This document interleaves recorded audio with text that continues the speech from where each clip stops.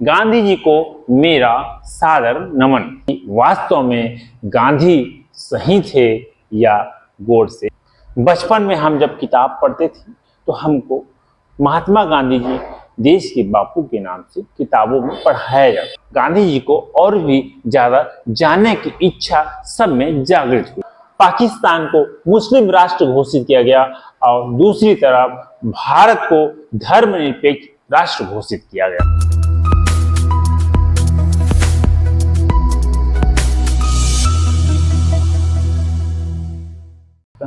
Hello दोस्तों, नमस्कार। 2 अक्टूबर गांधी जयंती। गांधी जी को मेरा सादर नमन। गांधी जी, बचपन में हम जब किताब पढ़ते थे तो हमको महात्मा गांधी जी देश के बापू के नाम से किताबों में पढ़ाया जाता था। और जब हम स्कूल में जाते थे तो गांधी जी को हम बहुत ही आदर के साथ में, बहुत सम्मान के साथ में गांधी जी को किताबों में हम पढ़ा करते थे।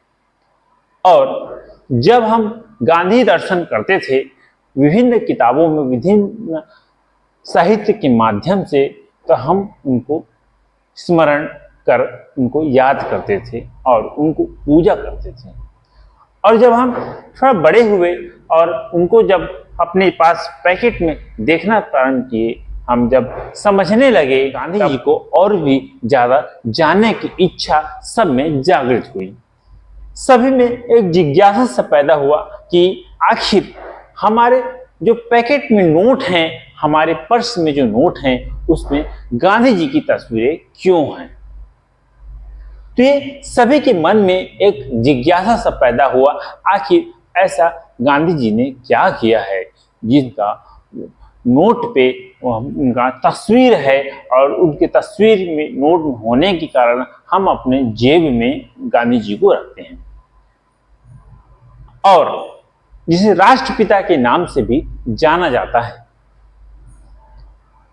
जब हम बचपन में पढ़ते थे तो गांधी जी के विचारों को हम प्रतिपादन करते थे, उस विचार को फॉलो करते थे। लेकिन जब बाद में हम बड़े होते गए तो विभिन्न प्रकार के साहित्यों से, विभिन्न प्रकार के सोर्सों से जब पता चलता है कि बहुत सारे ऐसे साहित्य हैं, बहुत सारे ऐसे इतिहास से अलग अलग विचार के हैं जो गांधी जी के बारे में विभिन्न प्रकार के और विचारों को हम तक पहुंचाने का काम करते हैं। और जब भारत की आजादी की बात करें तो वास्तव में गांधी जी ने भारत को आजाद करने में अपनी महती भूमिका निभाई है, जिसके कारण हम आज भी गांधी जी को पूजते हैं और पूजनीय भी है, और हो भी क्यों ना, क्योंकि हमारे देश को आजाद करें। आजादी की लड़ाई में गांधी जी का बहुत ही महत्वपूर्ण रोल रहा है। यह पूरा देश ही नहीं, पूरा विश्व इस बात को जानता है। लेकिन भारत को आजादी के बाद में भारत पाकिस्तान के बंटवारे में भी गांधी जी का महत्वपूर्ण रोल रहा है। गांधी जी ने भारत पाकिस्तान के बंटवारे को अपनी सहमति दी और भारत पाकिस्तान को अलग करवाया। इस प्रकार से भारत पाकिस्तान बंटवारे में भी गांधी जी का अहम रोल रहा या महत्वपूर्ण किरदार उनका रहा। एक तरफ पाकिस्तान को मुस्लिम राष्ट्र घोषित किया गया और दूसरी तरफ भारत को धर्मनिरपेक्ष राष्ट्र घोषित किया गया। लेकिन भारत को धर्मनिरपेक्ष राष्ट्र घोषित करने के पीछे गांधी जी का तर्क यह रहा होगा, शायद यह रहा होगा कि भारत सभी धर्म को एक साथ लेके चलेगा और भारत अपनी तरक्की की ओर आगे बढ़ेगा और एकता का मैसेज देगा। और इसीलिए यह नारा भी दिया गया, हिंदू मुस्लिम सिख ईसाई हम सब चारों भाई भाई, यह नारा भी दिया गया।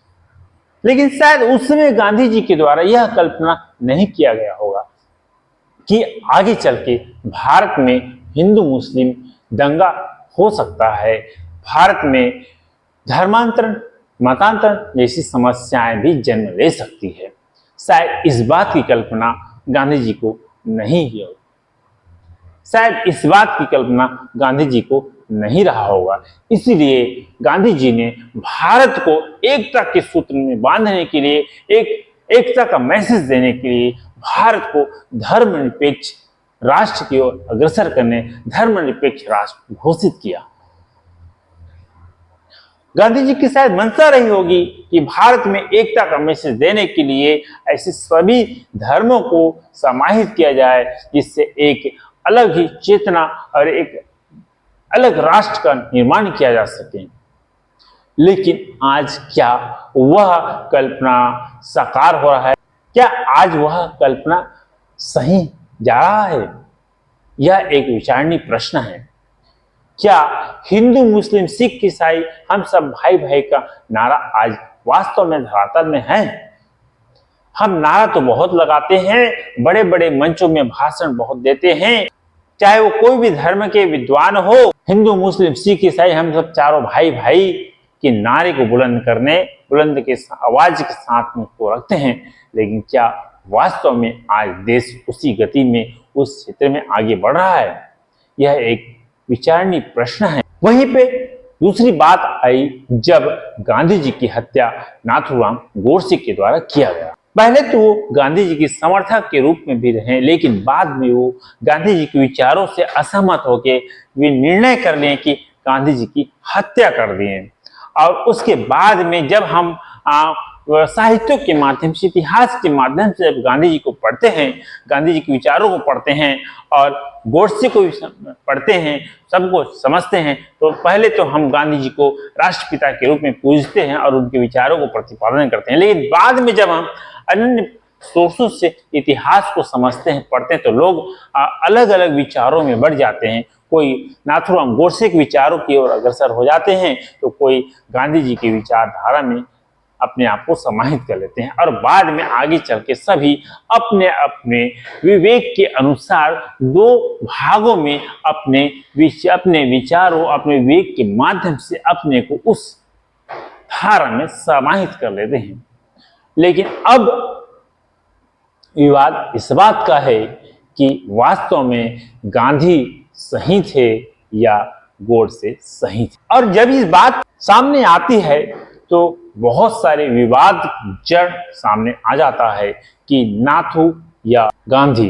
यह अभी भी रहस्य है और इस रहस्य को समझने के लिए शायद बहुत ही ज्यादा हमको रिसर्च, बहुत ही ज्यादा अध्ययन करने की आवश्यकता है। क्योंकि जब हम अपने विवेक का उपयोग करते हैं और दोनों को, साहित्य को पढ़ते हैं, दोनों के बारे में, दोनों की विचारधारा को हम समझते हैं, तब समझ में आता है कि वास्तव में हम किस विचारधारा को मान सकते हैं, हमको किस विचारधारा को मानना चाहिए। क्योंकि वास्तव में गांधी जी ने भी यह कल्पना नहीं की थी कि आगे चल के भारत धर्मनिरपेक्ष राष्ट्र में ऐसी परिस्थिति निर्मित होगी, ऐसे धर्मांतरण के साथ में भारत में एकता की अखंडता विद्यमान होगी या नहीं होगी।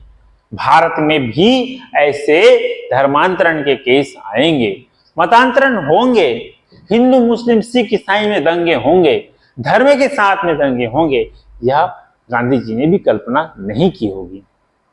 लेकिन आज यह विचारणीय प्रश्न है और शोध का विषय है। आज हम सबको समझना होगा कि ऐसा क्यों, क्या गांधी जी ने जिस भारत की कल्पना की, क्या वही भारत आज है या नहीं, या हम सिर्फ नारों में ही देख रहे हैं कि भारत धर्मनिरपेक्ष राष्ट्र है, हिंदू, मुस्लिम, सिख, ईसाई सिर्फ नारों में ही तो नहीं, धरातल में क्या है, ये हम सबको समझना चाहिए, विचार करना चाहिए।